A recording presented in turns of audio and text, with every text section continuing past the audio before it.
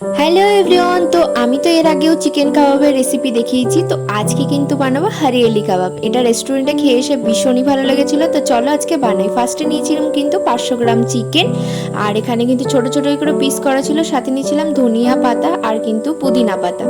এরপর পেস্ট করার জন্য নিতে হবে এখানে কিন্তু আদা, রসুন আর কাঁচা লঙ্কা। এটাকে মিক্সিতে ভালো করে পেস্ট করে নেবো। এরপর চিকেনের মধ্যে ম্যারিনেশন করার জন্য লাগবে 4 চামচ। আমি এখানে নিয়েছিলাম টক দই, তোমরা তোমাদের পরিমাণ মতো নেবে। এরপর কিন্তু দিয়েছিলাম তন্দুরি চিকেন মশলা, এটা একটু বেশি করেই নিতে হবে।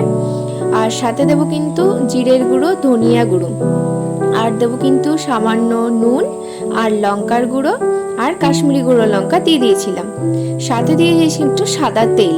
তারপর কিন্তু যে পেস্টটা করে রেখেছিলাম সেই পেস্টটাকে দিয়ে দিলাম। এরপর কিন্তু ভালো করে মেখে নিতে হবে, আর এটাকে যতক্ষণ পারো রেস্টে রাখবে। বিশেষত 20 মিনিট রাখলে খুবই ভালো হয়। এরপর কিন্তু একটা প্যানে বাটার ব্রাশ করে নিলাম, আর এরপর কিন্তু কাবাবগুলোকে সেঁকতে দিয়ে দিলাম।